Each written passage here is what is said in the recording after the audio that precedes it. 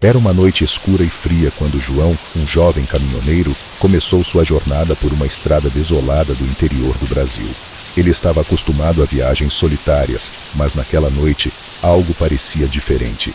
A neblina espessa envolvia seu caminhão, criando uma atmosfera sinistra. João sentia um calafrio percorrer sua espinha a cada quilômetro avançado. As luzes do caminhão iluminavam apenas alguns metros à frente, revelando a estrada tortuosa e os contornos fantasmagóricos das árvores ao redor. De repente, no meio da estrada, João avistou um vulto. Era um homem, ou pelo menos parecia ser.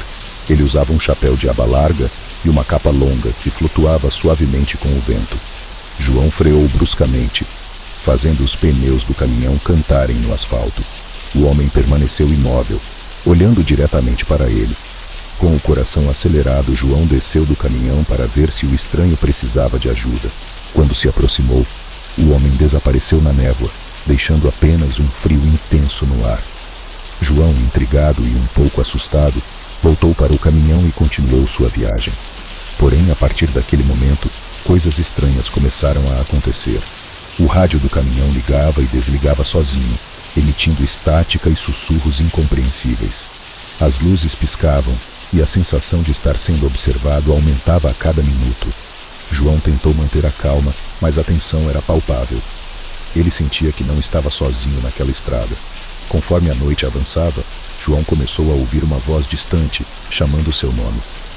João, João. O som era fraco, quase um murmúrio, mas inconfundível.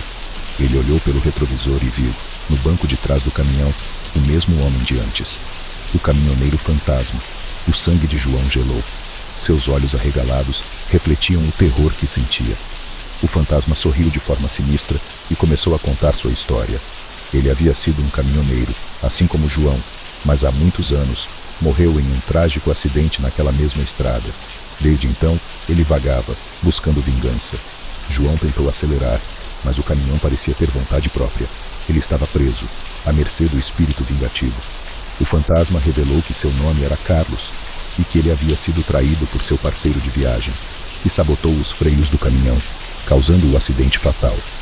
Agora, Carlos buscava justiça e João, por um capricho do destino, seria o instrumento dessa vingança.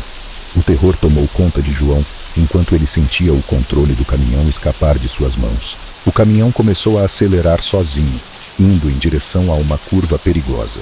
João lutava com todas as forças para retomar o controle, mas era inútil. A risada macabra de Carlos ecoava na cabine, intensificando o desespero de João. Quando o caminhão estava prestes a sair da estrada e cair em um precipício, João fez uma última prece. Nesse momento, uma luz intensa surgiu, fazendo o fantasma desaparecer. O caminhão parou abruptamente a poucos metros do abismo. João, ofegante e em estado de choque, agradeceu silenciosamente. Ainda abalado, João conseguiu ligar o caminhão novamente e, com extrema cautela, dirigiu até o próximo posto de gasolina. Lá, ele encontrou outros caminhoneiros que ouviram sua história com olhares céticos e preocupados. Eles confirmaram que há anos corriam boatos sobre o caminhoneiro fantasma naquela estrada, mas ninguém havia sobrevivido para contar. João sabia que sua vida nunca mais seria a mesma. Ele prometeu nunca mais dirigir por aquela estrada à noite e jurou que contaria sua história para que outros pudessem evitar o mesmo destino aterrorizante. João estava determinado a entender o que realmente aconteceu naquela noite assombrada.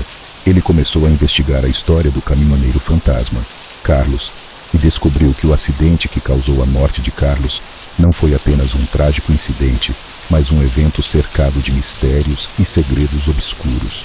Em um pequeno vilarejo próximo à estrada, João encontrou um velho mecânico chamado Miguel, que parecia saber mais do que estava disposto a contar.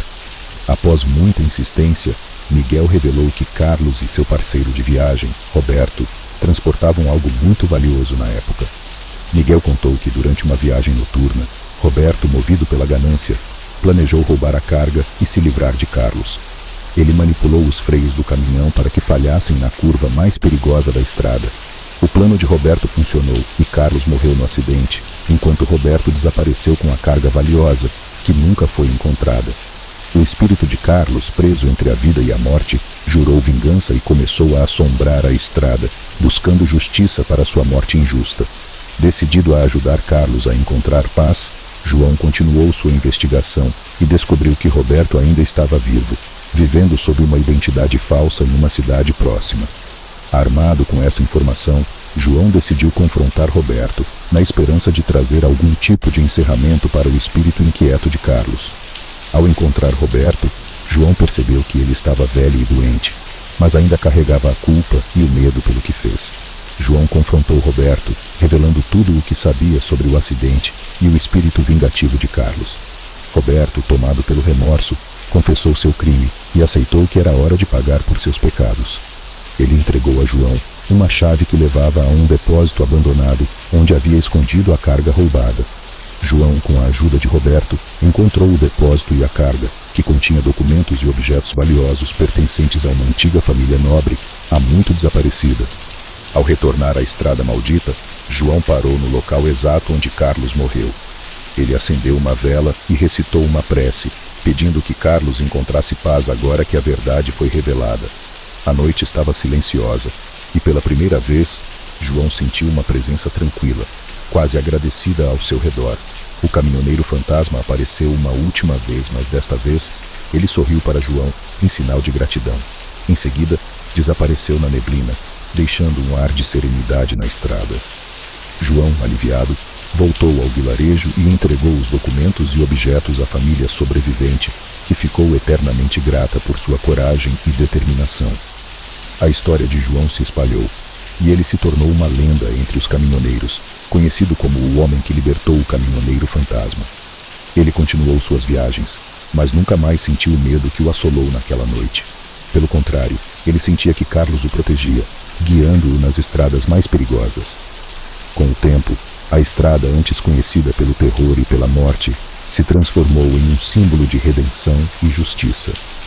Os caminhoneiros que passavam por ali sempre faziam uma pequena parada para homenagear Carlos e João, lembrando-se de que mesmo nas situações mais sombrias, a coragem e a verdade sempre podem iluminar o caminho.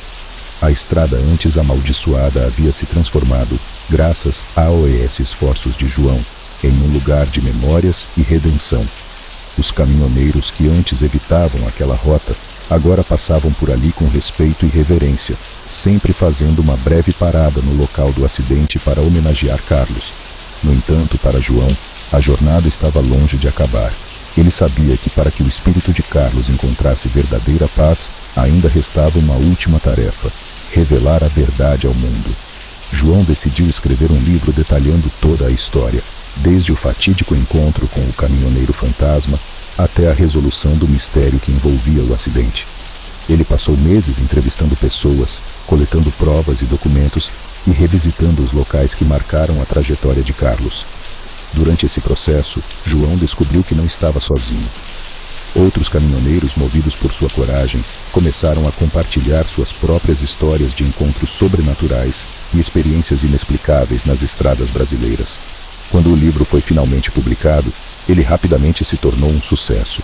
As pessoas ficaram fascinadas pela combinação de suspense, mistério e a busca incansável por justiça. O livro não apenas trouxe closure à história de Carlos, mas também lançou luz sobre os perigos enfrentados pelos caminhoneiros, muitas vezes ignorados pela sociedade. João foi convidado para diversas entrevistas, onde ele sempre enfatizava a importância da honestidade e da coragem. Em uma dessas entrevistas, João foi surpreendido por uma ligação ao vivo. Era o filho de Carlos, que ele nunca soubera que existia. O jovem, emocionado, agradeceu a João por libertar a alma de seu pai e restaurar a honra de sua família.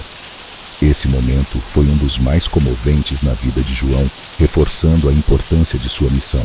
Com o passar dos anos, João se tornou uma figura respeitada entre os caminhoneiros e uma voz ativa na luta por melhores condições de trabalho para a classe. Ele fundou uma associação de caminhoneiros, oferecendo apoio psicológico e financeiro para aqueles que precisavam, e sempre lembrava a todos da história de Carlos como um exemplo de que a verdade e a justiça sempre prevalecem, mesmo nas situações mais desesperadoras. Certa noite, enquanto dirigia por uma estrada solitária, João sentiu uma presença familiar. Olhando pelo retrovisor, ele viu a figura de Carlos mais uma vez. Mas desta vez, o fantasma não estava lá para assombrá-lo. Carlos sorriu, em um gesto de despedida, e com um aceno, desapareceu na neblina, desta vez para sempre. João, com o coração leve, sabia que seu amigo finalmente havia encontrado paz. João continuou suas viagens, sempre com a sensação de que Carlos o acompanhava de alguma forma. Ele sabia que, em cada curva perigosa e em cada noite escura, a coragem e a verdade eram suas companheiras mais fiéis. E assim, a lenda do caminhoneiro fantasma e do homem que trouxe justiça a seu espírito se tornou eterna, inspirando gerações de caminhoneiros a seguir em frente, não importa o quão sombria fosse a estrada.